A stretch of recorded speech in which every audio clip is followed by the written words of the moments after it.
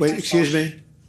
Can you speak a little bit about your post on Truth Social on Iran, and what was the decision that why you didn't attack Iran? Well, other countries have come to me and they've said we were getting ready to do a very major attack tomorrow. I've put it off for a little while, hopefully maybe forever, but possibly for a little while, because we've had very big discussions with Iran, and we'll see what they amount to. I was asked by Saudi Arabia, Qatar, UAE, and some others if we could put it off for 2 or 3 days, a short period of time, because they think that they are getting very close to making a deal. And if we can do that where there's no nuclear weapon going into the hands of Iran, I think, and if they're satisfied, we will be probably satisfied also.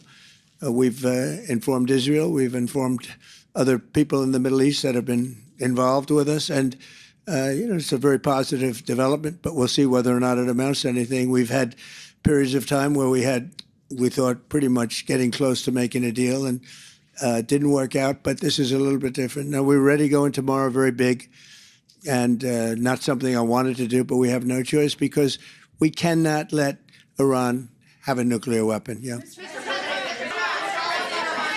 Go ahead on Iran. What?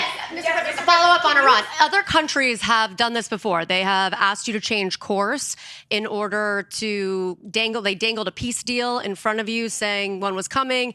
Nothing has come into fruition. You mentioned this. Well, a lot's come into fruition. We've taken a country that was going to have a nuclear weapon, and we've virtually destroyed its military. They have no navy. They have no air force. They've been virtually destroyed militarily.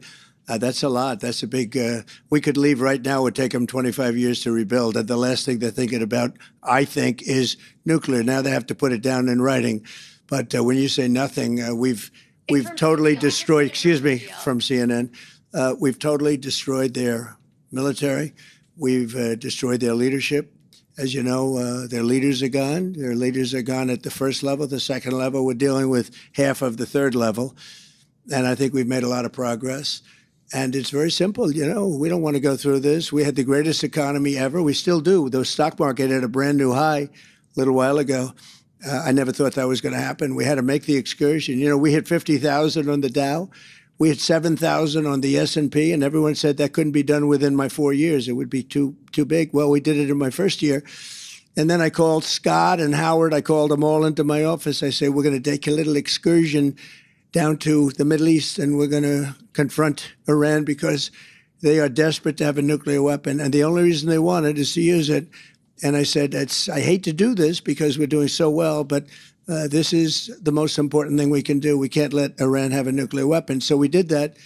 And when we did that, we were met with a little force, and we ended up destroying them. We now have a tremendous, we built really a steel wall where no boats to blockade, where no boats are able to, not one boat has been able to get through our blockade. Look, our military is the greatest military anywhere in the world. I just left China, and I will say President Xi was very, very complimentary of our military. He was amazed, actually, at our military.